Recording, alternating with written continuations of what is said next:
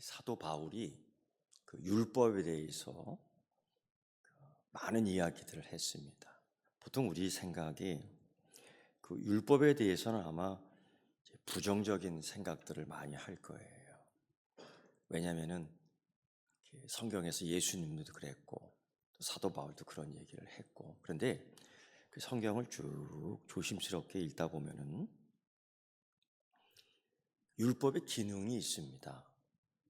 첫 번째 율법의 기능은 뭐냐면은 죄를 인식하게 하는 거예요. 죄를 깨닫게 하는 겁니다. 근데 이게 잘못된 방향으로 가면 자꾸 이게 정죄를 하게 되고, 내가 죄인인 걸 깨닫는 건 좋은데 죄를 인식해서 자꾸 주눅이 들어요. 이게 이제 율법의 기능에 잘못 오염된 거죠. 오염된 사람, 오염시키는 사람들이 있어요. 또 하나의 율법의 기능은 뭐냐면은 사도 바울이 갈라디아서 3장에서 이야기했듯이 인도합니다. 인도자예요. 율법은. 그 누구에게로 인도하느냐? 바로 예수 그리스도께 인도합니다. 사도 바울도 사실 그랬습니다. 율법 학자 아닙니까? 바리새인 중에 바리새인 아니었습니까? 그도 율법에 대해서 공부를 최고의 수준까지 할 만한 사람이었죠. 근데 항상 깨닫는 게 뭐냐면, 오라, 나는 곤고한 사람이로다. 이 현실에 딱 마주치면은 율법 갖고 할 수가 없는 거예요. 계속 죄를 깨닫게 되고 죄인임을 아는데 이 하나님께로 가까이 갈 수 없는 존재임을 깨달아요. 그걸 몰랐어요. 가까이 어떻게 내가 하나님 아버지께 내가 어떻게 구원을 받을 수 있을까? 그리고서야 은혜를 받고 난 뒤 깨달은 게 뭐냐면은 나는 성령으로 거듭났도다 하면서 하나님을 아버지라고 부를 수 있는 자신감이 생긴 거죠. 이 율법의 기능, 두 가지 기능입니다. 죄를 깨닫는데 이 오염되고 잘못되면 자꾸 이 판단하는 사람이 되고, 자를 가지고 자꾸 재는 사람 되고, 무게를 갖고 자꾸 달아매는 사람이 돼요. 이게 자기의 죄를 인식하면 되는데 자꾸 남의 허물을 들춰내거든요. 그러니까 교회 오더라도, 교회 들어오더라도 기쁘지 않은 거예요. 자꾸 허물이 보이니까. 제가요, 여러분 그냥 조심스럽게 한번 질문을 3가지 할 텐데 손들 필요 없습니다. 그냥 자기 혼자 몰래 그냥 하면 될 것 같아요. 제가 물어볼게요. 교회 들어오면, 교회만 들어오면 화가 나는 사람이 있습니까? 아, 예. 예. 저하고 눈 맞추고 이렇게 눈을 피하는 분이 있는데 괜찮습니다. 또 2번째 질문 조심스럽게 해보는데, 교회 들어오면은 주눅이 드는 사람이 있습니까? 아우, 나는 그냥 믿음도 없고 죄인이야. 혹시 그런 분 계세요? 예. 3번째 한번 질문을 해보겠습니다. 교회 들어오면 괜히 사람이 미워집니까? 괜히 사람이 미운 사람이 보여요, 눈에. 혹시 그런 사람 있어요? 이게 여러분, 만약 그렇다면요, 율법 기능에 상당히 오염이 된 거예요. 오염이 된 거예요. 이거를 이제 계속 고쳐 나가야 되는 겁니다. 예수님 공생애 때 주님은 항상 그런 사람들하고 같이 있었죠. 모든 세리와 죄인들. 특히 여러분 이 죄인들이라는 이 의미 속에는 거기에 창녀들이 많이 있었습니다. 그 시대에 그 율법이 무성했던 그 시대에도 창녀들이 있었어요. 이게 뭐냐면요, 그 여인들은 굉장히 사회적인 약자입니다. 사회 구조가 창녀만 정죄하지 같이 붙여 있는 놈들은 정죄도 안 해요. 그러니까 예수님을 공경에 빠뜨리려고 그 현장에서 붙들린 그 여인 있지 않습니까? 어쩔 수 없이 붙들린 거예요. 근데 그 한 놈은 도망갔다고요. 그걸 놔뒀다고요. 그런 시대예요. 그러니까 얼마나 억눌려 있는 사람, 얼마나 이 사회적인 약자입니까? 구조적으로 견딜 수 없는 사람들이에요. 예수님이 그런 사람들하고 같이 밥을 먹고 하나님 나라 이야기를 하는데, 이 모습을 본 그 바리새인들, 서기관들, 때로는 율법학자들, 유대인들, 율법의 이 기능에 오염된 사람들이에요. 이 사람들이 예수님에게 대하여 정죄합니다. 넌 죄인들하고만 먹고 논다고. 이거 뭐냐면 너도 죄인이라는 거예요. 자기도 모르게 그런 소리 하는 거죠. 그러니까 거기 익숙한 삶입니다. 그래서 보면은 사람 미워하고, 그저 보면은 사람 시기하고 질투하고, 그저 나보다 잘난 사람 보면은 배 아프고, 왠지 그냥 씹어 먹고 싶고 막 이런 마음들. 이렇게 병든 거예요, 이거. 이때 이런 바리새인들이 이런 얘기할 때 그 상황이 어떻겠어요? 그 죄인들이 어떻겠어요? 사실 그 죄인들, 그 창기들이 어떻겠어요? 굉장히 무안했지 않겠어요? 그들이 정죄를 하는데 아무 소리 못 하는 거예요. 이때 예수님이 이야기해 줍니다. 거모 손을 걷어들고 싸우자고 그런 얘기 안 해요. 이런 얘기 해줘요. 그 이야기가 누가복음 15장의 세 가지 비유 이야기로 나옵니다. 첫 번째는 그 잃어버린 양의 이야기고, 또 두 번째 이야기는 한 여인이 드라크마 1개, 10개 중에서 1개 잊어먹은 이야기고, 또 한 이야기는 그 망나니 아들 이야기입니다. 이 이야기를 누구에게 얘기해 주면 그 정죄하는 바리새인들, 그 정죄하는 그 유대인들에게 해주는 얘기예요. 그 자녀들에게 해주는 이야기 아닙니다. 그러면서요, 그 잃어버린 양 이야기 해줍니다.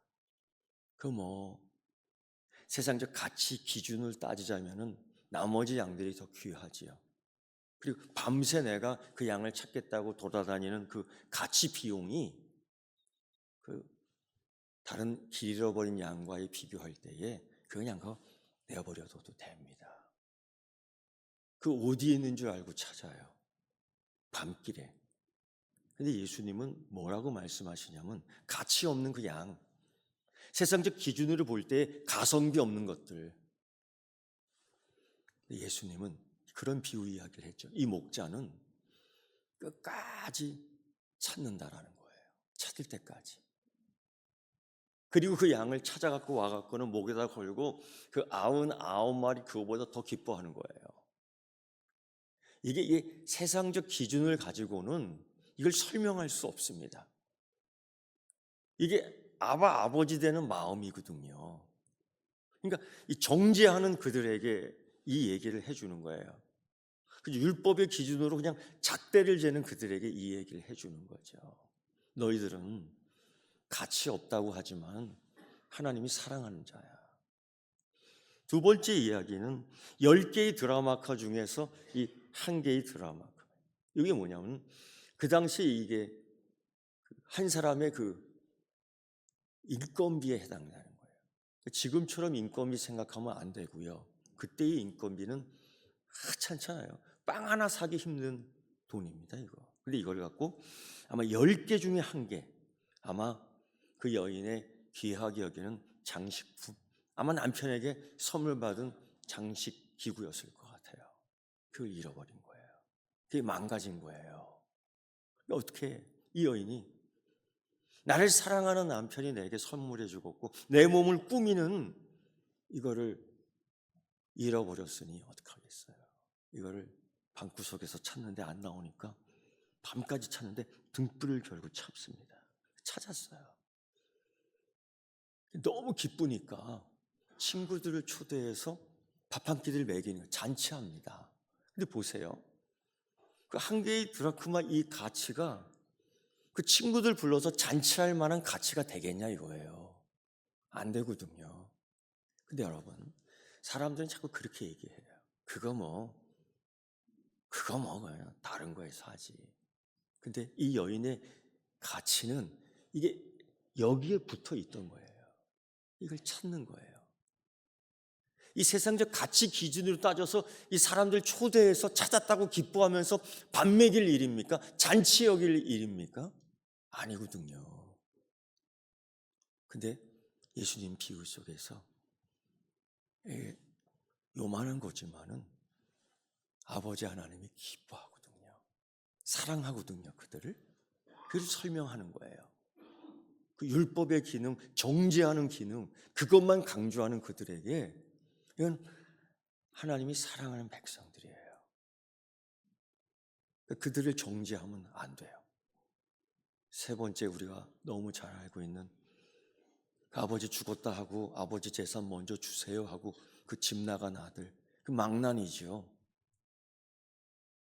근데 그 아들이 집에 나가는 순간부터 아버지는 그 집 문 앞에서 아들을 기다립니다. 왜? 그 정신으로 나가 살지 못해요. 아니나 다를까 망해갖고요. 저 찐빠 저쪽 골목에서 기다리는데 아버지 혹시 하면서 기다리는데 별별 생각하고 다 그 아들이 숨어서 아버지 보는데 아버지가 발견합니다. 집에서, 집 문에서 아들아 부르는 거예요. 아들아 하고 불러. 여러분, 그 어떻게 집에 들어옵니까? 무슨 낯짝이 있어서 이렇게 들어옵니까? 근데 그 아빠가 그 집 나간 아들 그때부터 집 밖에서 기다리며 집 안에서 기다리면서 찾은 거예요. 언젠간 올 거야. 기다리는 거예요. 언젠간 돌아올 거야. 기다리는 거예요. 그리고 봤더니만 오는 거죠. 그러니까 아들아 하고 부르는 거예요. 그러니까 아들이 돌아올 수 있는 거지. 아빠가 부르지도 않는데 나 들어올게요. 말도 안 되는 소리입니다. 아빠가요 부른다고요. 하나님 아버지가 부른다고요. 그게 우리가 오는 거예요. 아빠가 들어오라고 부르는데 누가 막습니까? 그 하나님의 사랑이 있어서 붙들려 있어서 우리를 부르는데 그 위험이나 칼이나 적신이나 다른 어떤 것도 그 아버지와의 사랑에서 끊을 수 있는 게 없습니다. 이거 하나님의 사랑은 정말 못 말리는 거예요. 우리가 그 사랑에 묶여 있는 겁니다. 붙들려 있는 겁니다. 그러니까 사는 거죠. 여러분, 그래서 아버지가 끝까지 그 아들을 기다리잖아요. 예? 그 할 일이 얼마나 많은 그 아버지겠어요. 봄에는 농사 준비하느라고 거름 뿌려야지. 여름에는 잡초 뽑아야지. 가을엔 추수해야지. 겨울에는 다음 봄 준비해야지. 얼마나 바빠. 근데 밖에서 아들을 기다리는 거예요. 그러니까 예수님의 그 말씀과 삶을 보면은 그 아버지 하나님의 사랑을 표현하는데 끝까지 사랑하셔요. 포기하지 않아요. 마가복음 5장의 말씀을 보면 예수님 공생애 때 진짜 있었던 일이죠. 그 12년간 그 여성이 그 부인병 걸린 것 같아요. 어떻게 걸렸는지 모르겠는데 뻔하죠. 근데 그때는 그 치료약이 그렇게 없었으니까 그 당시 치료약이라는 건 민간요법 그리고 그 무당들 불러서 굿하고 그런 겁니다. 우리도 옛날에 그랬잖아요. 근데 뭐 병이 나아집니까? 그 마가복음 5장의 기록에 의하면은 이 여인이 그런 것들 때문에 상당히 고통받았다. 그런 것들 때문에 있는 돈도 다 허비했다. 효과 없었다. 그러니까 마음고생, 몸고생, 그런 고생이 이 여인으로 하여금 세상을 미워하게 만들어요. 세상을 부정하게 만들어요. 상당히 그래요. 정죄만 당하니까. 속고만 사니까. 이렇게 했는데 혜택도 못 받으니까 이 마음에 응어린 이 부정적인 것들이 참 많다고요. 그런데 이 여인이 그 12년 동안 혈류증으로 알아온 이 여인이 그 마음 한 가지 구석에 이런 게 떠요. 예수님의 소문, 그 수많은 이적, 그 소문을 들을 때에 그 눈을 뜨게 하거든요. 그 죽은 나사로를 살려내거든요. 그것 때문에 지금 뭐 온 시장 동네가 성내가 난리 났거든요. 그때 이 여인이 마음에 하나의 가능성을 놔도, 그러니까 이 부정으로 가득, 그러니까 여러분 살면서 배신만 당하고, 살면서 사랑받지 못하고, 살면서 속고만 살고, 살면서 자꾸 손해만 보고, 그러면 사람이요 돌같이 굳어져요. 그 이상해. 자기 안에 가능성을 못 봐요. 사람들에 대해서 가능성을 바라보지 못해요. 맨날 얼굴을 붉히고 인상 쓰고 미워하고, 저것이 오늘도 나를 속여먹지 않나, 이런 생각에. 근데 이 여인이 충분히 그럴 만한 여자예요. 특히나 몸이 지금 아프잖아요. 짜증나잖아요. 그런데 예수님에 대해서도 가능성을 열고, 자기 인생에 대해서도 가능성을 여는데 이렇게 생각해요. 저 겉옷만 만져도 구원을 받겠다. 왜냐하면요, 내가 예수님 앞에 가서 내 몸을 치료해 주십시오라고 얘기하기가 너무 창피한 거예요. 삭개오처럼 나무 위로 이렇게 올라가서 예수님 물끄러미 바라볼 수도 없는 상황이지 않습니까? 이 여자가. 그렇다고 해서 누구처럼 다윗의 자손 예수야 나를 고쳐주소서 이렇게 말할 수 있는 상황도 아니지 않습니까? 자기를 노출시킬 수 없다고요. 다 숨기잖아, 자기 사정을요. 예? 이런 것들, 이런 병은 자기 인생을 숨기잖아요. 근데 이 여인이 사실 자기 한계가 있죠. 자기 상황에서. 그러니까 그렇게 노출시킬 수가 없는 거예요. 그래서 결심을 했죠. 어쨌든 내가 예수님 겉옷만 만져도 구원을 받겠다. 예수님 옷자락만 잡아요. 그 많은 사람들이 오고 가는데 예수님 옷자락 잡는데, 여러분 예수님이 얼마나 민감한지 아십니까? 그걸 알아차려요. 그러는 거예요. 그 와중에 누가 내 옷을 만졌느냐? 제자 중 하나는 아이고 예수님 이렇게 사람 많이 왔다 갔다 하는데 뭐 옷깃을 스치는 거죠? 아니다. 누가 내 옷을 만졌느냐? 여러분 이게 굉장히 두려운 음성이죠. 왜? 당사자는요 이때 결정해야 되고 선택해야 됩니다. 도망가느냐, 모른 척하느냐, 아니면 접니다라고 얘기해야 되느냐.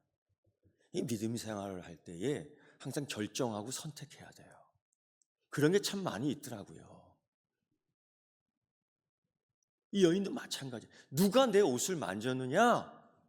예수님이 지금 묻고 있다고요.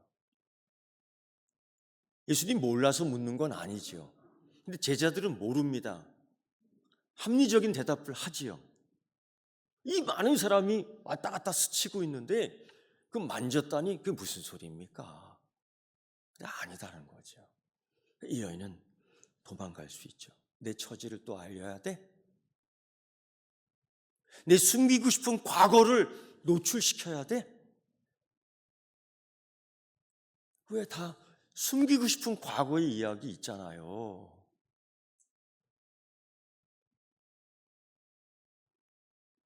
여러분 숨기고 싶은 옛날 일들 있지 않습니까?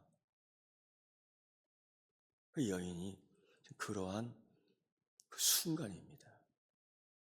근데 그렇게 얘기해요. 접니다.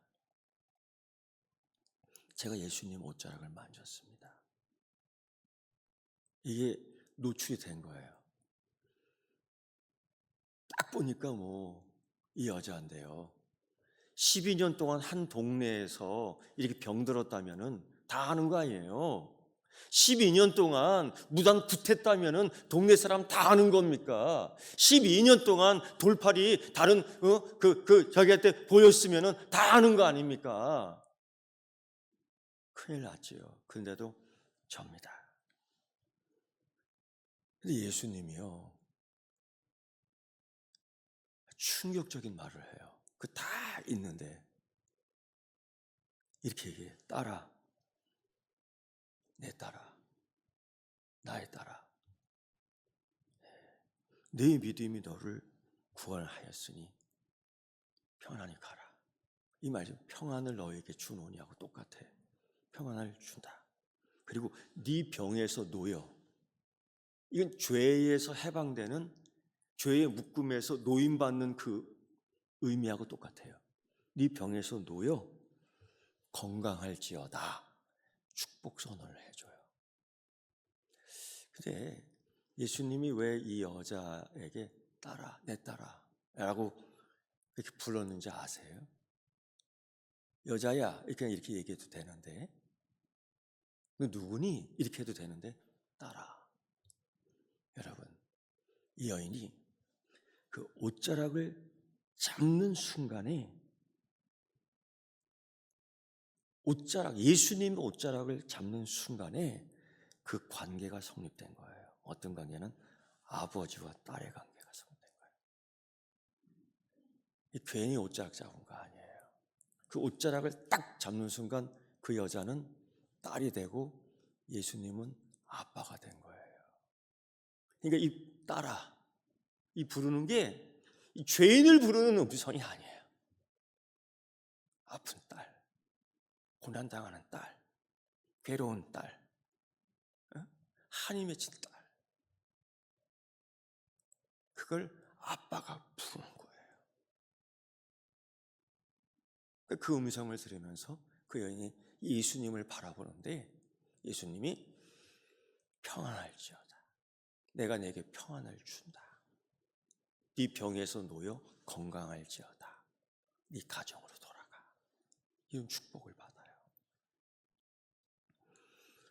그런데 예수님이요, 꼭 그러는 것만은 아닙니다. 섬찟한 말씀도 하셔요. 그 바리새인 그 유대인들이 예수님을 부릅니다. 초청한 것도 아니에요. 그리고 이런데 끼어서 듣는데 꼭 예수님 말씀을 판단해. 자루재. 꼭 예수님 말씀을 무게에 달아. 아니, 말씀이신, 말씀의 주체, 말씀의 본질이 되는 예수님께서 그 하나님 나라 이야기를 하잖아요.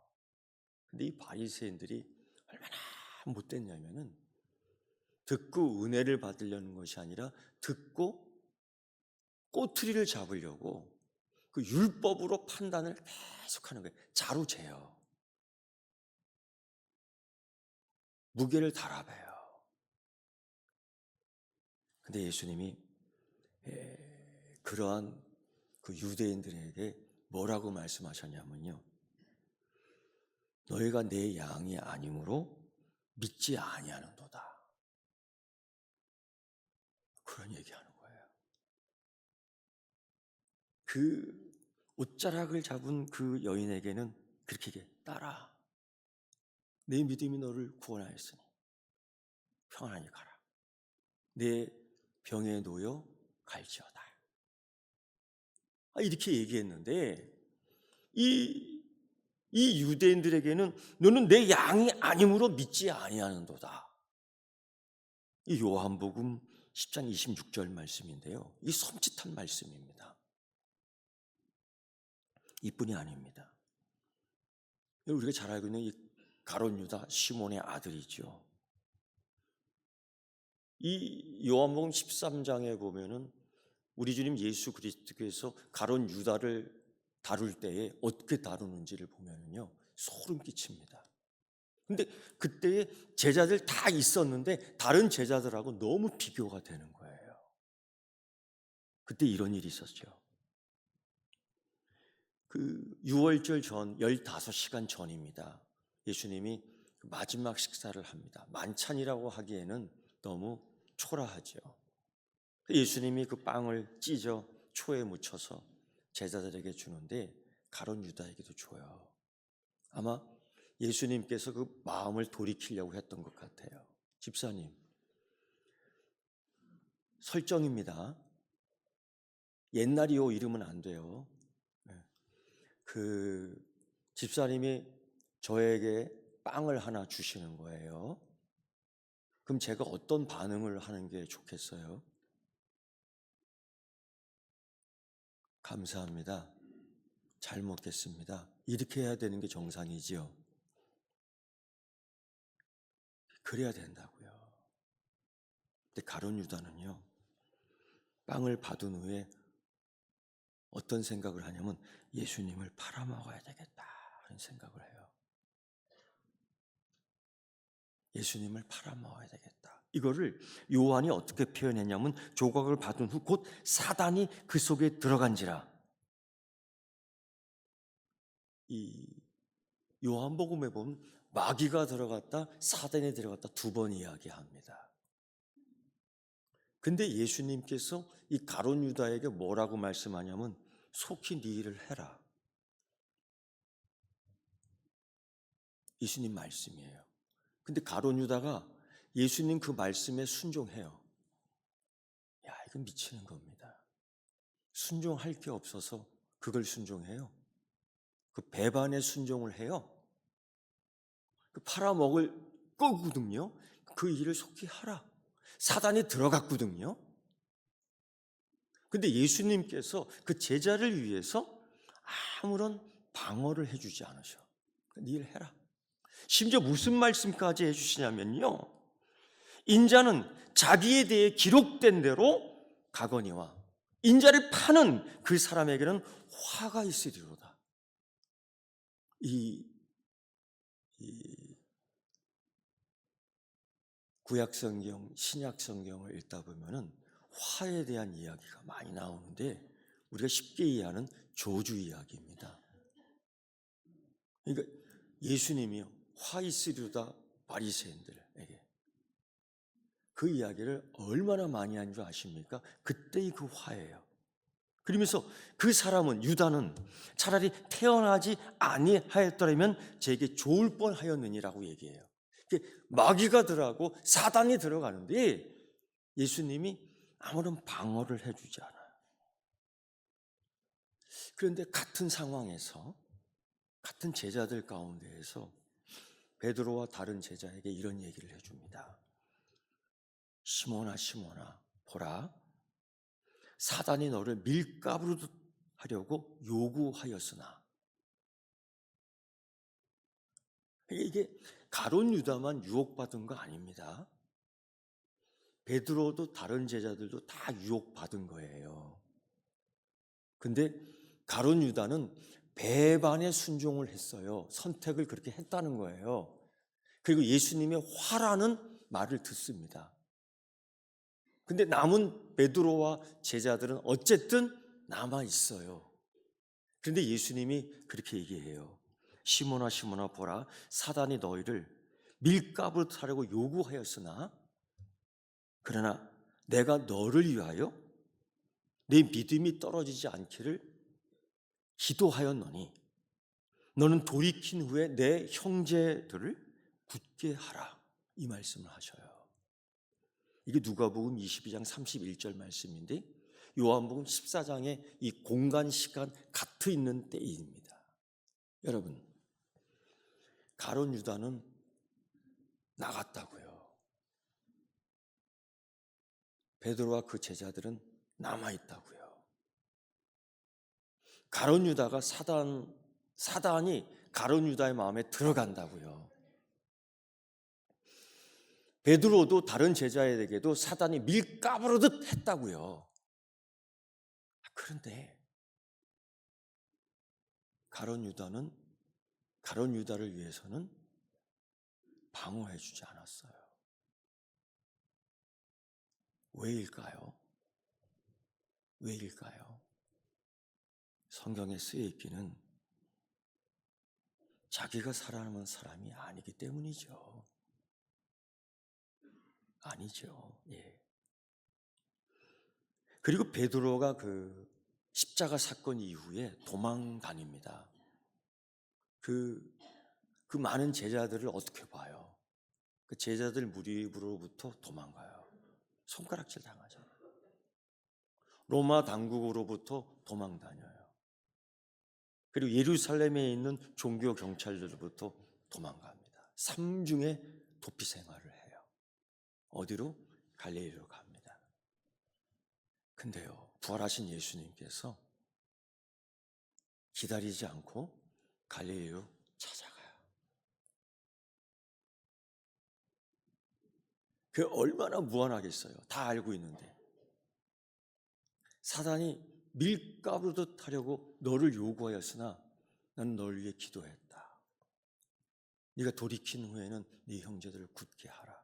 그래서 베드로의 이름값을 하는 겁니다.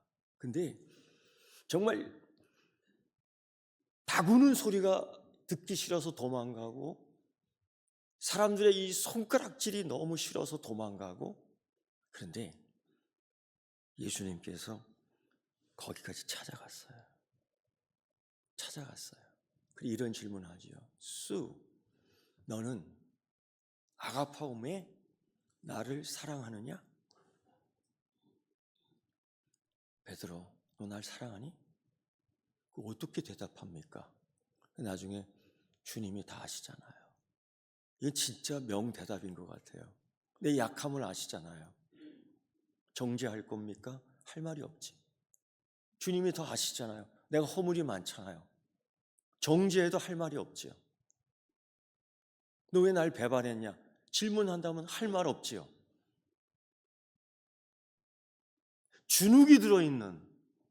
주눅이 들어있는 난 이제 정죄 당할 거야, 나를 정죄할 거야 라고 생각하는 그 시대의 유행, 얼굴이 이그러질 수밖에 없는 거죠.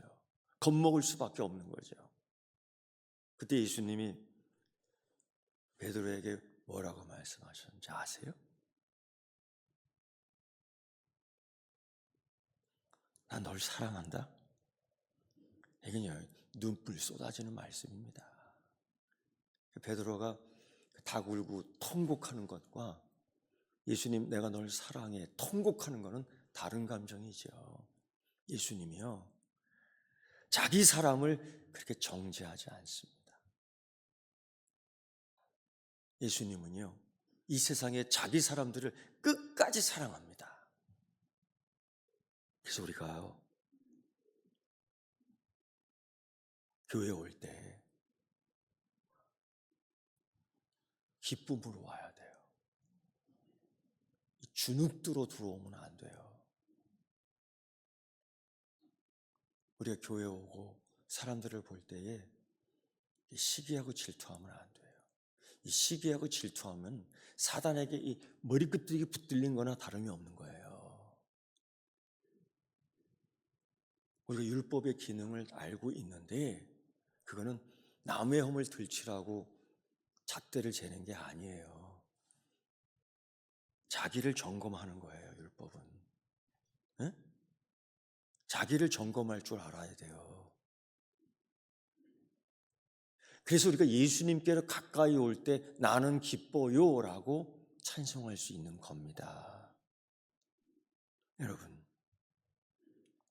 예수님이 또 그 섬찟한 말씀한 적이 있어요. 이 바리새인과 서기관들에게 그 하나님 말씀 듣지 않거든요. 그들에게 그런 얘기했죠. 너희는 내가 가는 곳에 올 수 없다. 이 요한복음 13장 31절 말씀입니다. 예수님이 지금 어디로 가시는데요? 하나님 나라 가잖아요. 근데 이 유대인들에게 뭐라면 너희는 내가 가는 곳에 올 수 없다. 예수님이 이런 말씀했어요. 너희는 내 양이 아니므로 믿지 아니한도다. 여러분, 이게 굉장히 섬뜩한 말씀입니다. 거기다가 예수님이 하나 더, 구약성경 이사야서 6장 1절 말씀, 그들의 마음을 완고하게 하신 이는 그들로 하여금 눈으로 보고 마음으로 깨닫게 돌이켜 내게 고침을 받지 못하게 하려 합니다. 이게 이사야서 6장 10장 말씀인데요, 그 당시 너무 더러웠거든요. 그러니까 하나님께서 아예 유기시켜 버려요, 이 백성들을. 이때 이거 말씀이에요. 그거를 섬찟하게 얘기하는 거죠. 그런데 그 제자 가운데 도마나 빌립, 굉장히 의심 많고 허튼 소리 했던 사람들입니다. 근데 예수님이 인내하며 그들의 이야기를 듣고 야단치지 않아요. 가르쳐줘요. 그리고 빌립을 통해서 빌립 제자들에게, 다른 제자들과 함께 이렇게 얘기해요. 내 이름으로 무엇이든지 구하면 내가 행하리라 라는 특권을 줍니다. 자기 사람에게. 이 가룟 유다에게 특권 주지 않아요. 이 바리새인들에게 특권 주신 거 아니에요. 내가 사랑하는 사람에게 특권을 준 거예요. 여러분 이거 믿으십니까? 네. 여러분 제가 한번 다시 물어보겠습니다. 교회 들어오면은 괜히 화가 나는 사람이 있습니까? 이거 내가 오염됐다는 걸 알고 빨리 고쳐야 돼요. 왜? 여기 다 하나님이 사랑하는 사람들이 있어요. 또 묻을게요. 교회 들어오면은 괜히 주눅 드는 사람이 있어요. 작아지는 사람이 있습니까? 난 죄인이야. 예, 그럴 수 있어요. 근데 예수님이 그런 사람들하고 같이 밥 먹었다고요. 그 예수님이 오늘 여기 온 나를 초청하셔서 나와 함께 교제한다고요. 그러니까 웃어야 돼요. 기뻐해야 돼요. 감사해야 돼요. 세 번째 한번 물어볼게요. 교회 들어오면 괜히 미워지는 사람들이 있습니까? 그럼요, 여러분. 이거 내게 시기와 질투가 있는 거예요. 자꾸 이렇게 잣대를 대는 사람이 있어요? 그러면 율법에 오염된 사람이에요. 이걸 빨리 씻어내야 돼요. 그걸 갖고 나를 봐야지 자꾸 다른 사람 보면 안 돼요. 여러분, 예수님이 다 사랑한 게 아니더라고. 보니까 이 세상에 있는 자기 사람들을 사랑하실 때 끝까지 사랑하시느니라. 뭐 베드로가 잘났습니까? 빌립이 뭐 허튼 소리 하잖아요. 도마는요 의심 많잖아요. 근데 그들을 다 수용해요. 그래서 교회가 되는 거예요. 그래서 우리 서귀포 교회가 된 거예요. 뭐 잘나서 100년 기다리는 거 아니잖아요. 못난 일들이 얼마나 많아요. 그럼에도 불구하고 교회는 세워져 가는 거죠. 여러분, 질문 한번 해볼게요. 옆에 있는 사람 보고 감사할 수 있겠습니까? 쳐다보세요, 같이 이렇게. 쳐다보지도 않고 아멘. 그 영혼 없는 아멘 하지 말고. 예, 기도하겠습니다. 하나님, 예수님의 끝까지 사랑이 내게도 있음을 알고 내 인생이 고뇌합니다. 내 인생이 이렇게 피곤할 줄 몰랐는데 힘듭니다. 사는 것도 힘들고 믿는 것도 힘들고 교회 발걸음 왔지만은 나만 아는 거지만은 기쁜 마음이 없을 때가 더 많습니다. 하나님, 이제 요한복음 13장 1절에서 예수님이 그 끝까지 사랑을 말씀을 들었습니다. 하나님, 그 끝까지 사랑 주님이 내게도 주신 것을 깨닫게 됩니다. 허물 많았던 그 사람들, 나도 그들 중에 하나지만은 그들을 사랑하되 끝까지 사랑한 것처럼, 그렇다면 나도 그렇게 사랑해 주시는 하나님의 자녀임을 오늘 깨닫게 됩니다. 주님, 나도 고백할 수 있습니다. 하나님, 사랑합니다. 예수님의 이름으로 기도드리옵나이다. 아멘.